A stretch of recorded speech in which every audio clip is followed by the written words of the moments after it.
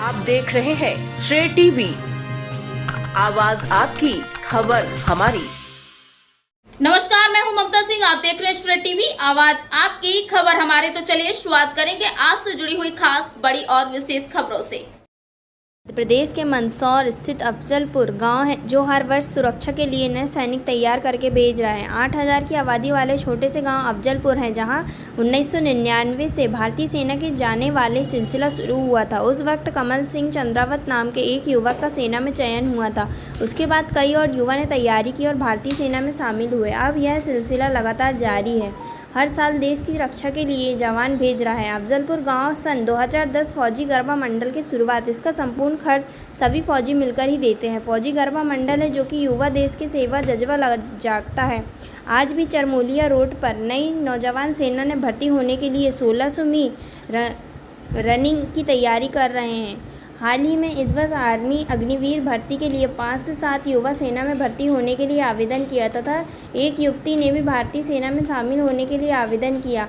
Women military police ने लिए गत 4 युवा के भारतीय सेना में चयन हुआ, जो निम्न प्रकार के कन्हैया लाल धनगर पैरो, SF कमांडो पावन जाट, आर्मी अग्निवीर कारण सिंह चंदेल, आर्मी अग्निवीर आदित्य भवसार, आर्मी अग्निवीर हैं।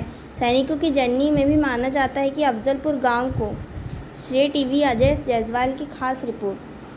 निर्धारण करता है वो प्राप्त कर सकता है, और प्राप्त करके जब लौट कर आता है तो पूरे समाज में खुशियाँ बिखेरता है।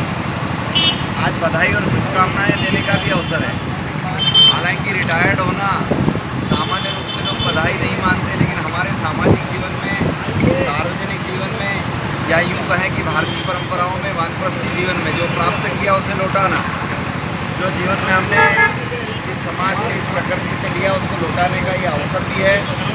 और मुझे बड़ी प्रसन्नता है कि कल मैं श्रीनगर में था और श्रीनगर में कैप्टन हमारे चंद्रावत जी जो अरुणाचल में पदस्थ थे, उनके घर में विवाह समारोह में सम्मिलित था।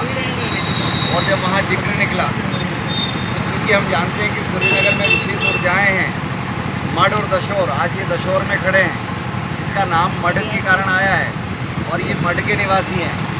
तो मड के अंदर जो जितनी ऊर्जाएं हैं वो जब प्रकट हुई तो सूर्य प्रतिमा के रूप में प्रकट हुई।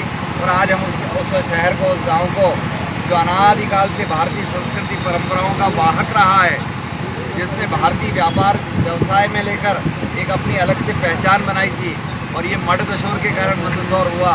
उस मड दशोर में जहाँ सूर्य प्रतिमा स्थापित है, सूर्यनगर में जब आप लौट कर जाएंगे, क्योंकि आपने जो ऊर्जाएँ बिखेरी थी, आज मैं समझता हूँ लगभग 70 से अधिक व्यक्ति CRPF में, BSF में, फौज में एक अकेले गांव से हैं।